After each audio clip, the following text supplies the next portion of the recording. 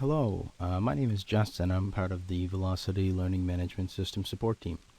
This is a training video to help you get acquainted with your learning management system. We're going to go through top to bottom. We're going to look at all of the different tools and features in the system, including administration of your users, how to add them, how to remove them, how to enroll them in content. We're going to look at grouping your courses and your users together. And we're also going to look at the Ninja conversion technology and the different course editing tools that we have to offer. The first thing that you're going to do is navigate to your custom URL and log in to your LMS. The first page that you're going to come to is your course list. We're logged in as an administrator.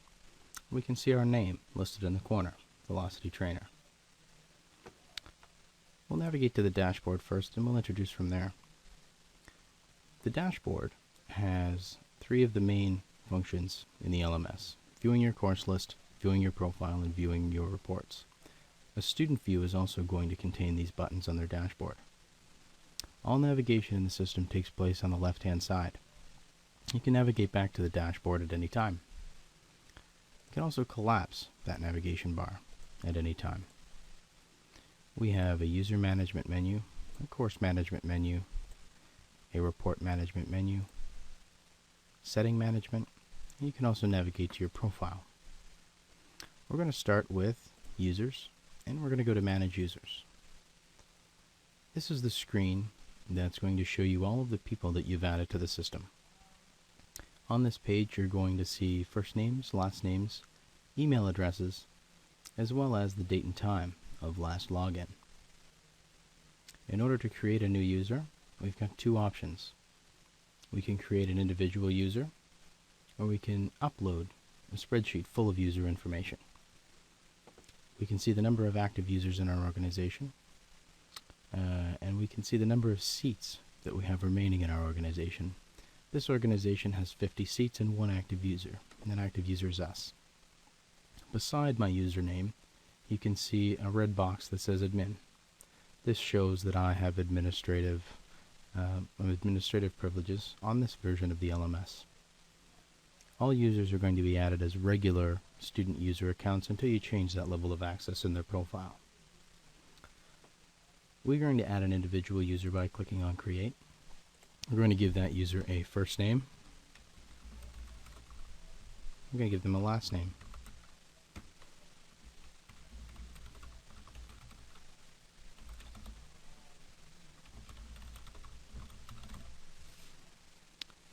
We're going to leave Notify User checked so that our new student gets an automatic email with their login details. And we're going to leave the password field blank so that the system will randomly generate a secure password to send to them. When we click on Create, we're going to get notified of that password, and it's also going to direct us right into that user's profile. The user profile it's directing us into is the same profile that we would get into if we clicked Edit beside the user's name in the user list. The user profile is going to have the first name, last name, and email address, as well as the ability to change the password. On the right-hand side, you can see the number of logins for the user, as well as the date and time of last login. In order to change a user's level of access, you can go to the Roles and Authorization tab. As I mentioned, all users are created by default as regular students. An administrator user, which is the type of account that we're using, can do everything in the system. They can perform all of the functions of the other levels of access as well as take courses like a student. In order to change levels of access, you just move the toggle. An instructional designer can create and edit content in the system. They can edit any content that their profile is enrolled in, but they can't view any of the user information or any of the other administrative functions in the system. A content creator can create and edit content as well, but they can only edit content that their profile has created. We're going to navigate back to our user list, and we're going to look at the other method of creating users. The mass upload feature will allow us to create a user by uploading a spreadsheet. A spreadsheet is saved in a .csv file format and has certain information in it laid out in a very specific way. The three most important lines of information are the first name, the last name, and the email address. That's the bare minimum we're going to need to use the spreadsheet to upload and create users for us. On the spreadsheet, it's important that you don't put any headings for first names, last names, emails, etc. You just want to have the boxes filled out with the right information. We can go as far as automatically enrolling the user in groups of courses, curriculum, or automatically enrolling them in certain courses, and we can also tell the sheet to automatically send out their login details. I've seen this used for 20 or 25 users, and I've seen it used as high as 1,800 to 2,000 users in one shot. You can really put as many users onto this list as you want, and it's just going to generate them in the background. Once you upload your sheet, you're not going to see your user list updated automatically. The system's going to go line by line, adding those users, enrolling them in their content, and sending out the login details, and then it'll move on to the next and the next and the next. My recommendation is go grab a cup of coffee, put on a couple of videos on YouTube, and come back about 15 minutes later, and most of your users should be uploaded and will have received their login details.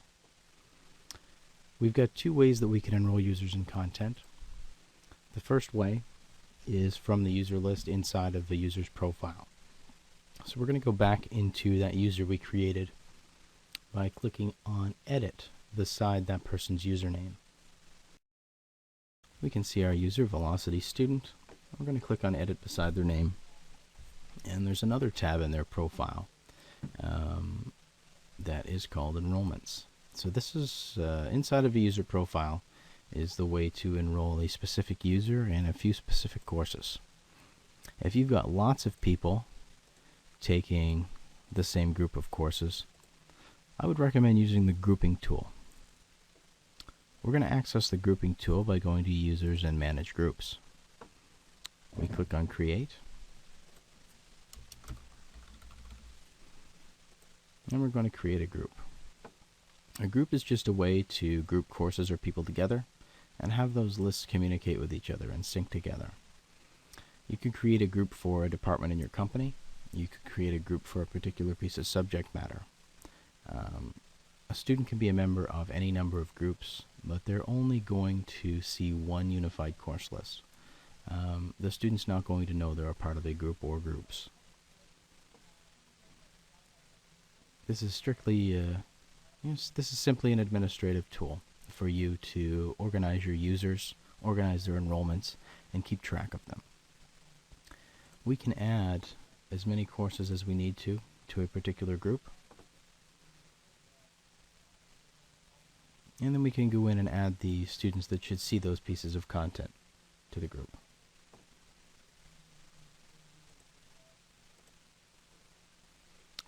There's another level of access in here called Instructor. And it's sort of like an administrator, but only for this particular curriculum, this particular group. An example of a use case for this would be you're a company that goes into other companies training their employees. Let's say you're a consultant going into a marketing company and training their sales team. You could create a group and call it ABC Marketing Company Sales Team. You can add the relevant courses that you want them to learn. You can add the students. You could also add them during a mass upload by adding the relevant line to your spreadsheet. Once you've done that, you can take whoever their point person is. Maybe it's their sales manager. Maybe it's their HR person. And you can add them as an instructor to the group. That's going to give them the ability to reset their users' passwords. It's going to give them the ability to run reports on them and check on their progress. Not all organizations want to delegate that level of access to their client, but just know that the option's there and the tools are available to do so if it fits your use case for the system. We're going to move on and we're going to have a look at the course list. We're going to go to Courses and we're going to go to My Courses. This is where you're going to look at the courses that you're enrolled in. It's important to remember that any user profile is only going to see the courses that that profile is enrolled in. So even though we are an administrator, if we're not enrolled in all of the courses of the organization, we're not going to see all of the courses in the organization. If there's a course that you want to see, you can always go into your profile, go to your enrollments, and enroll yourself in all of the content. But on this page, we're going to have the ability to do things like delete the course if we wish. If you're using our course in another LMS, you can export using the connector technology, or export the SCORM package if it's a course that you've created. You can access course level branding options for a course. It includes changing the font style, color, or size throughout a course, or adding a logo, or background color, or image to every page. You can also go into the course options.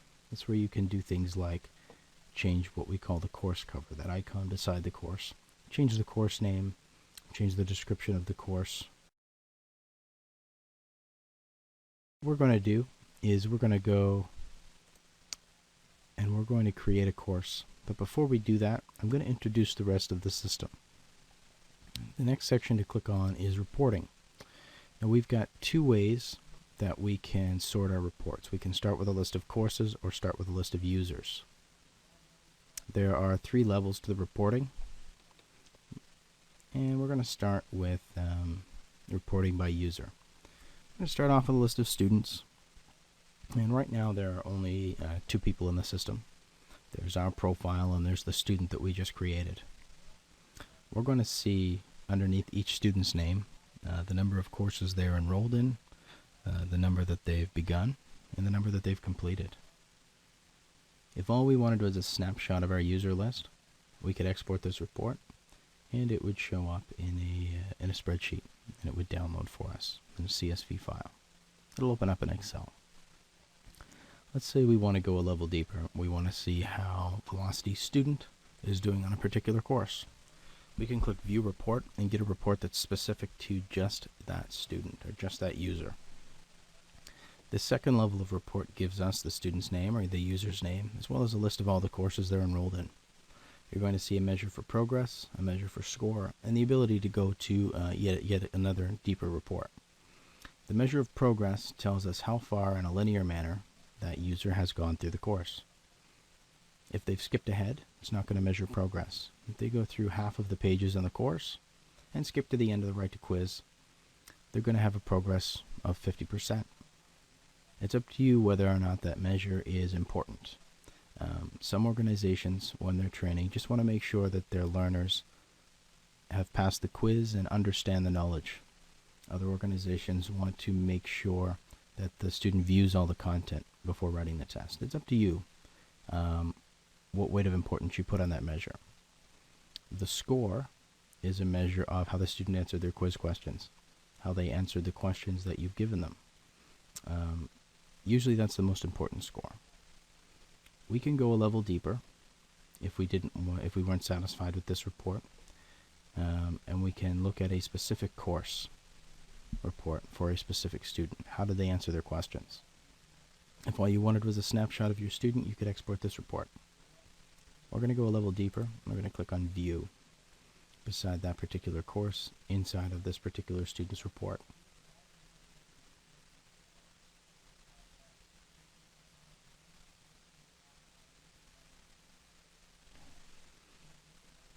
We're going to start with, we're going to end up with a report for our student. Every heading is a page title inside of the course that has questions on it. We're going to see all the questions, we're going to see the answers the student gave, as well as the expected answer and the score that they achieved for every page. Now this particular student hasn't opened this course yet, so there's no measure of progress or measure of the last time they opened the course. You have the option to export a report with the answer and scores that are on the page, but we also record answer history. So you have the ability to export that report with the answer history attached with date and time stamps of any time the answers have been changed by your user. The other way we can sort reports is starting out with a course list. So if we start out with a course list, we're going to get a list of everybody every course in the system. If all we wanted was a snapshot of students enrolled in progress and completed, we could export report. We can go a level deeper into a specific report. We'll end up with a list of students in that particular course. And if all we wanted was a snapshot of usage in a certain course, we can export the report. We can also go a level deeper and end up with the same report at the end, a specific course report for a specific student. So those are the reporting functions of the system. When you export the reports to a spreadsheet, you can manipulate the data any way that you want. And if there's a way you wanted to sort the data, you're going to have that ability inside of Excel. I'm going to move on to settings, and there are two sections I want to touch on. I want to touch on the features. This is where you can do things like turn on social media access. The social media access in our system, there's a few levels to it. First, you would have to, as an administrator, enable it at the course level, at the organizational level. Then you would enable it on a particular course, and then while you're in the course's editing tools, you enable it on a certain page. And what you can do is punch in a certain message that you would want to represent your learning system, and the student will see a social media button when they're taking their course, and they hit that page. When they click that button and they choose the particular social media stream that you've allowed, they can sign into their social media stream, share a status update, and your message will go along with it. Email the instructor button would be enabled at all of those different levels as well. So you would enable it at the organization level, enable it at the course level, and inside of those course options, you're going to designate who the instructor is that the student would email. All it does is prompt that level of communication. So a dialog box would pop up for your student.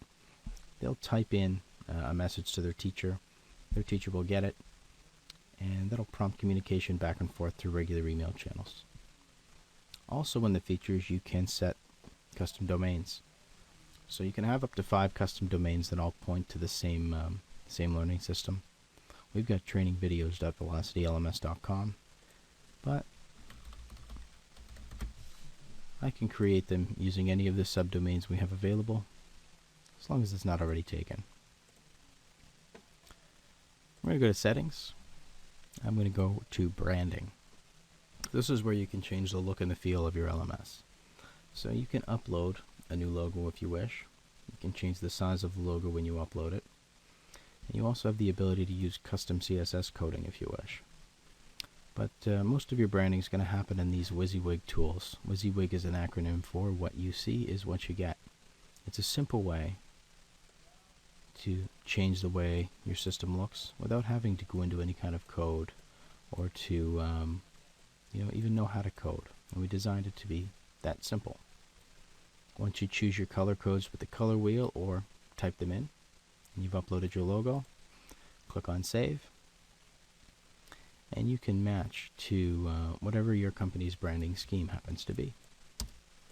I'm going to remove the changes we've made, and I'm just going to resave. I'm going to go back to how we were. I'm also going to click on our categories section. Categories are just a way to filter your courses.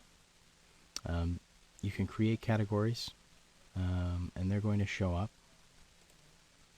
on my courses. And it's a way for you to filter the courses showing up on your page.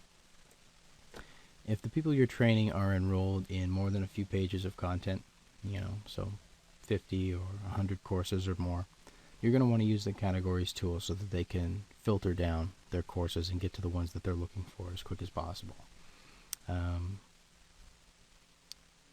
If your students are only being enrolled in 2 or 3 or 10 courses or less than 25 courses, you're probably okay not to go through the trouble of building those categories, because they really only have one page of courses to wade through to get to the one that they're looking to use at that moment.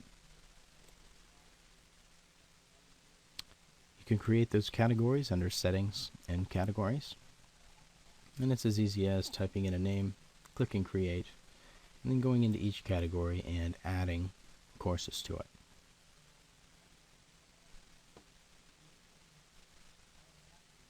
we're now going to go to our Ninja Conversion tool.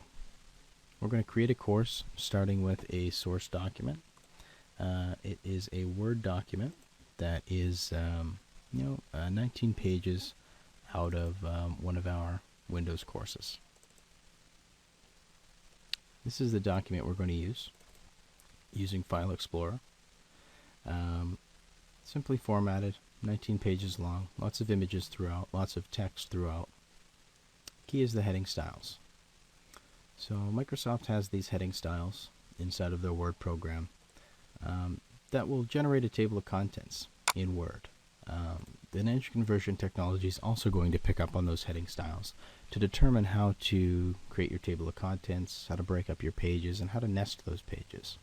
We've got heading 1s and 2s in this document, and I'll show you how the hierarchy works once we convert the document. We're going to click on Courses and select Create. We've got 4 options. We can create a course by importing a document or presentation. We can create a course using content we've previously uploaded. We can create a course from scratch, starting with just a title page. Or we can clone or copy an existing course. I'm going to create a course by importing a document or presentation. And I'm just going to give the course a name.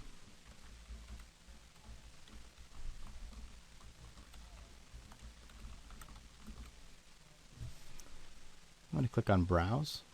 We're going to go in and we're going to select a file from our computer, that Word document that we've just looked at, by clicking on Browse.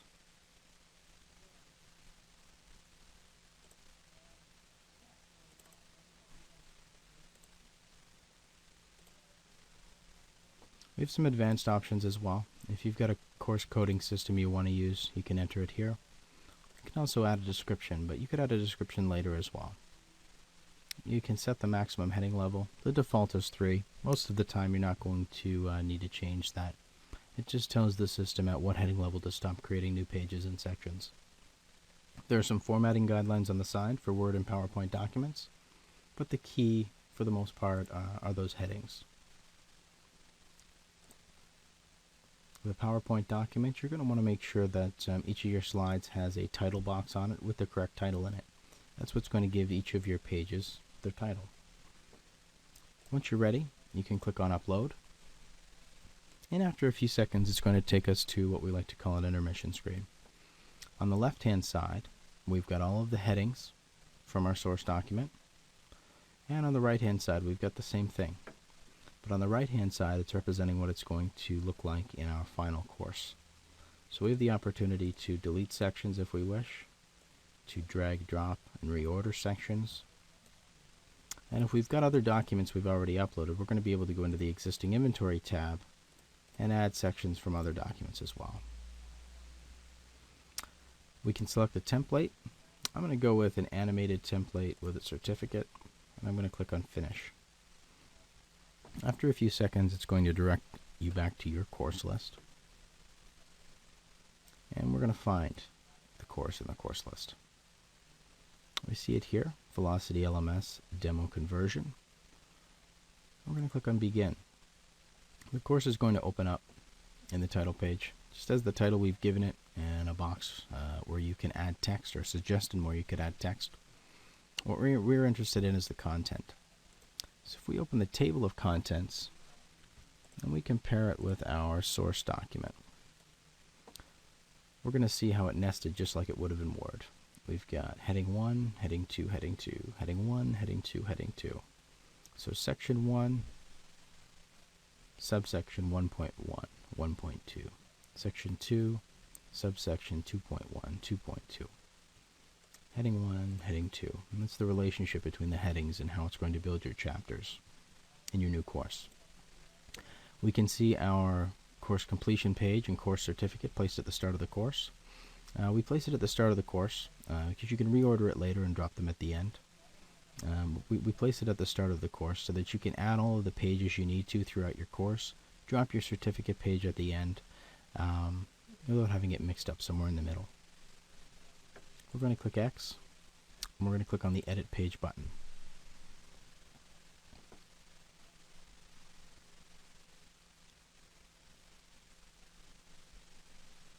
we have two toolbars that we can work with. We've got the one at the top that deals with things at the course level and adding elements to the page. And we've got the one attached to the content that looks very similar to other text editing programs for the most part. We're going to add a description to our course, the cover page of our course.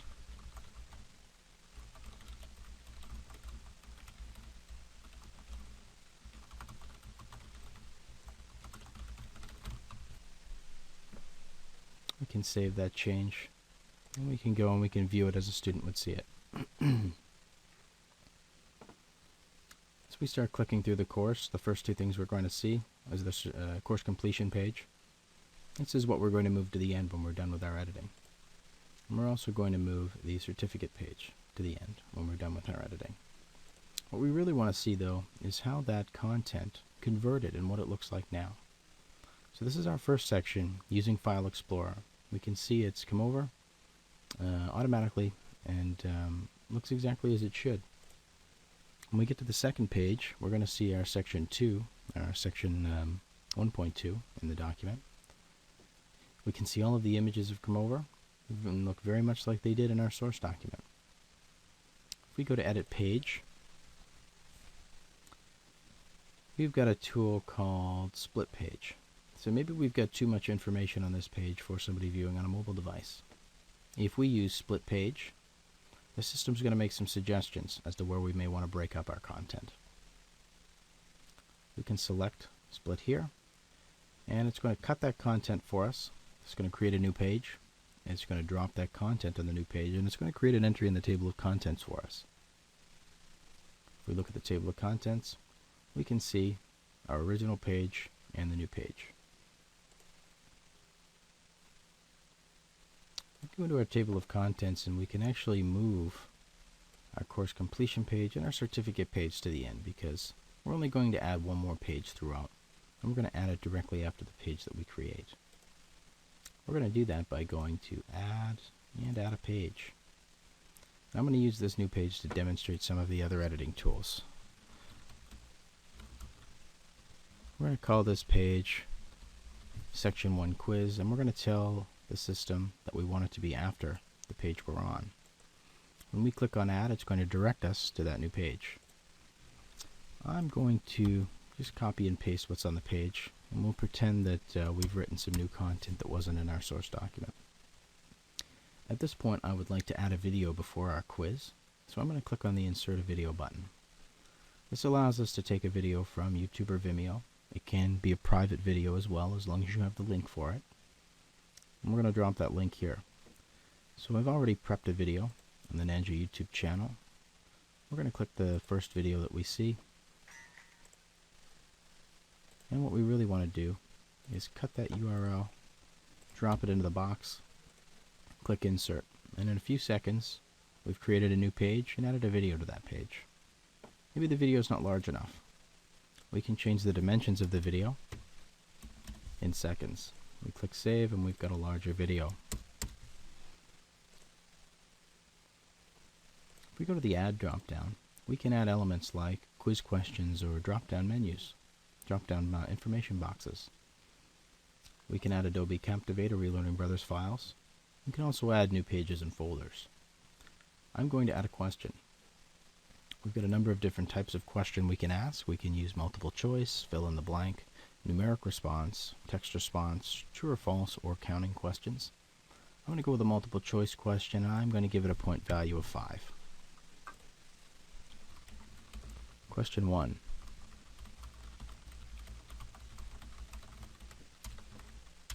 Which technology is being showcased? I'm going to click Next, and I'm going to have an opportunity to put in some possible answers. For the correct answer, you're going to want to give it the same point value you gave the question, and for the incorrect answers, you're going to want to give them a 0 point value. Velocity LMS is the right answer, so we're going to click Add.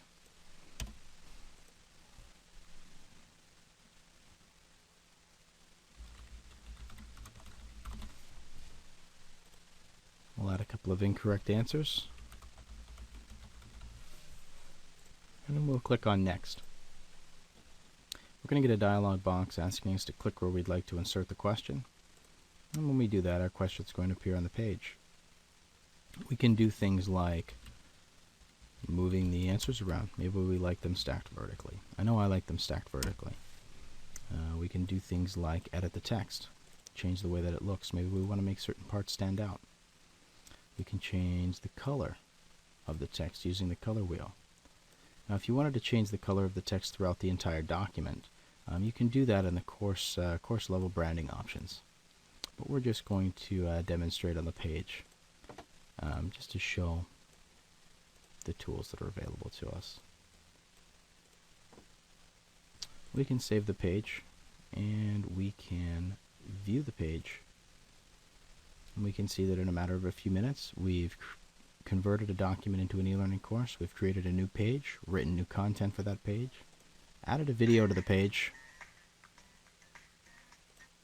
and we've added a quiz question to the page. If we click on an answer, it's going to record each of those answers just as it would for a student. And we can go back to edit page. Maybe we'd like to add an audio voiceover to our page. We've got 3 ways that we can do that. We're going to start by clicking on Manage and Manage Audio. We've got the ability to generate text-to-speech audio, so the computer is going to read off what's on the page. We can upload an audio file.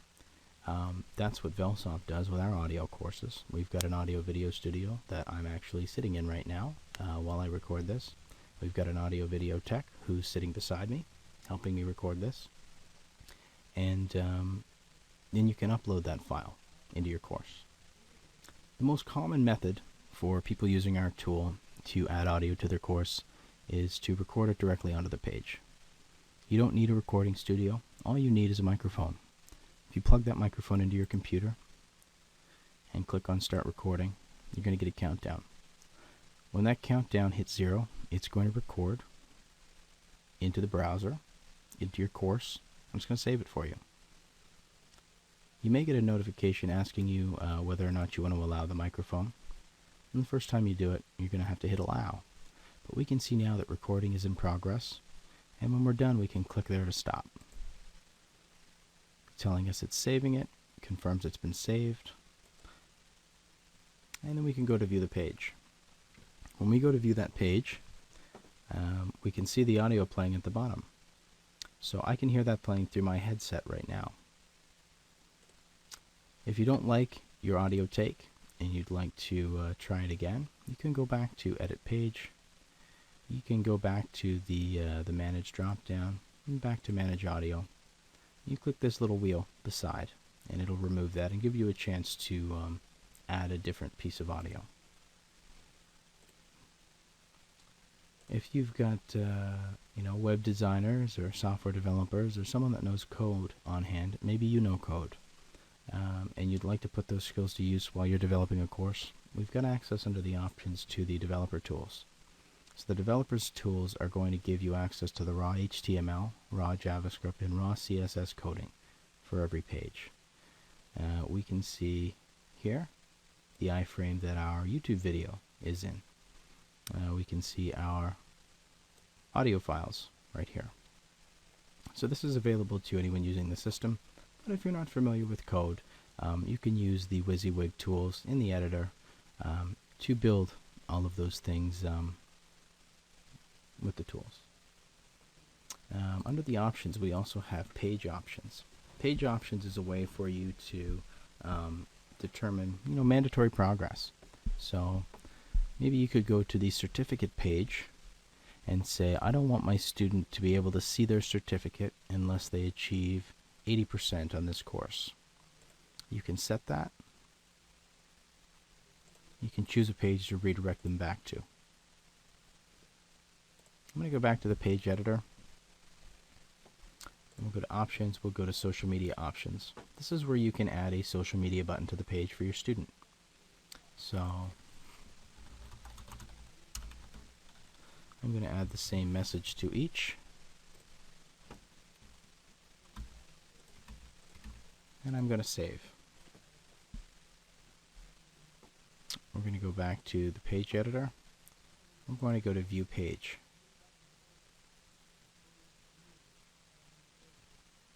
So we've got an audio track playing.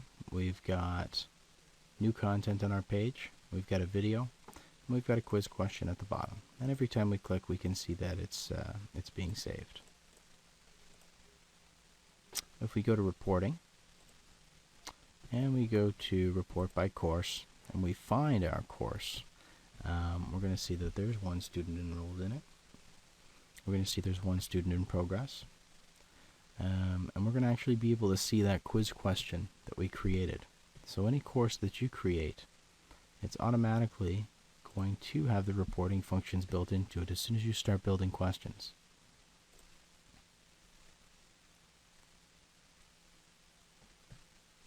So I can see the course has been opened 9 times. That's a record of how many times I've opened it and gone in and out of editing mode.